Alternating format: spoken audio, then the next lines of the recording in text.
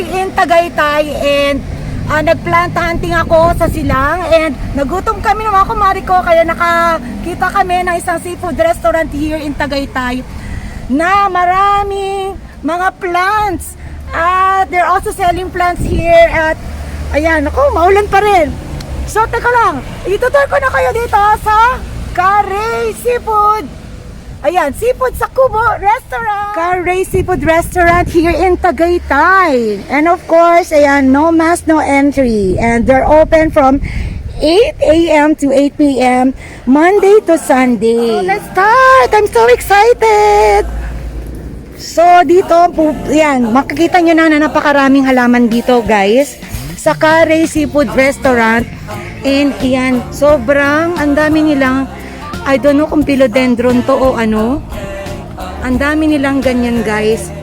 And meron sila ditong dapo, pikara. Ayan. At dito, meron silang mga malalaking silong. At dito tayo sa likod, guys. Pasyal ka muna kayo dito sa labas, ha? Rubber tree. At alam ko, nagtitinda rin sila ng halaman dito, guys, eh. Ang laki ng tea plant. Ayan. Plants for sale. So, ito lang yung sinibenta na maliliit. Ayan, kaso ano eh, hindi ko alam kung may price to o ano. Pero, actually, ganyan lang siya kaliliit yung mga plants. And, ano know kung magkano. Tanong natin mamaya yan. Carey Seafood. Seafood sa Kubo. And, napaka-cozy ng lugar na ito, guys. Dahil, sobrang ang ambience, look, and makikita mo na napakaraming halaman din. Alright.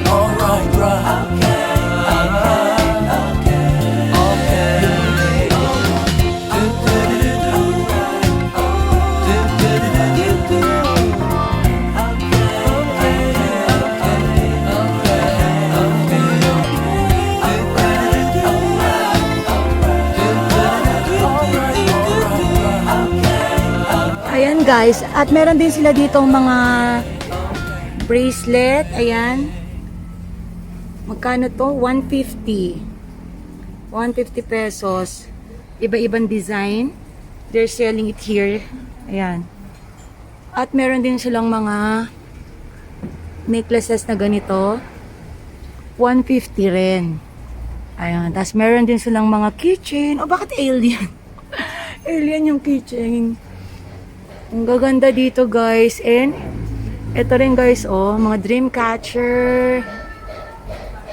Nag-ano rin sila ng dream catcher. This is 480.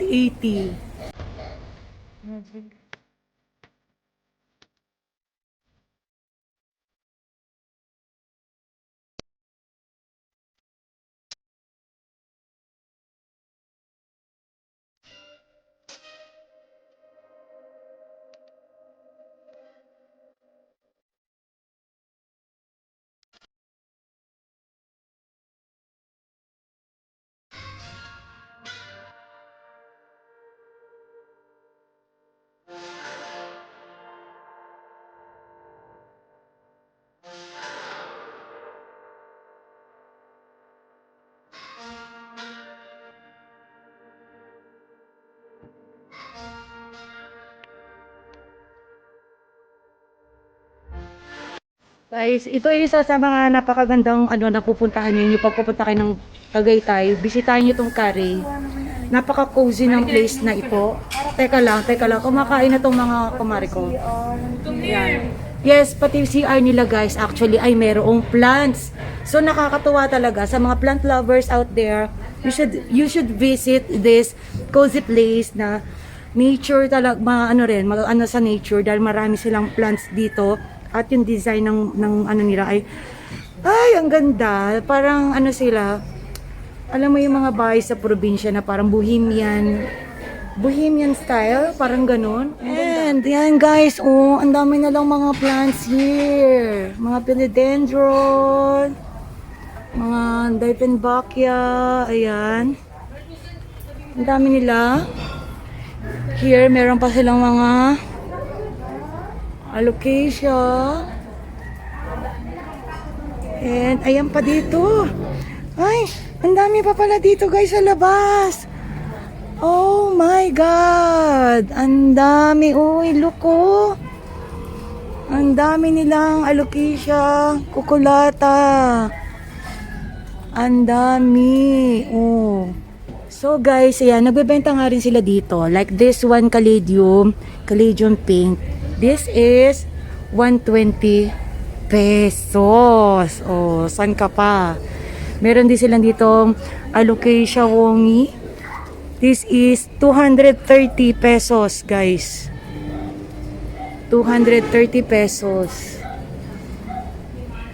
Ayan, at may mga fortune plant din doon at pea plant. Ito, punta natin. Purple cordyline. Yan, this is 130 pesos only, guys. Look. Ayan, guys, dito naman pati CR nila ay may mga halaman din yan sa loob. And ang kanilang washroom dyan ay napakaganda rin ng design. Hindi na ako bababa, guys. Actually, nagugutom na ako, guys, eh. Guys, sobrang Instagrammable din tong lugar na to. Sobra. As in, magpo-photo op talaga ako dito, promise. Kasi alam niyo naman, mahilig ako sa selfie. And itong mga kumari ko, ayan. Magpo-photo op kami dito. Sobrang Instagrammable sa mga Instagram lover out there. This is a must try and must visit place to dine in here in Tagaytay. Siyempre, pag mo pag Tagaytay, bulalo. Kain! Kain muna kami, guys. Sa sobrang lamig ng panahon dahil ngayon ay umulan. Woohoo! Uy, ano yan? Ano yan natin? Free dessert po. Free dessert. Wow! Yay! Yay! Thank you, Karen. Ay, teka. Ito si ate, ano pangalan mo, te? Shy po. Ha? Shy. Shy ka ba nung lagay na yan? Charot. Ate, ito pa si... Pretty niya platito?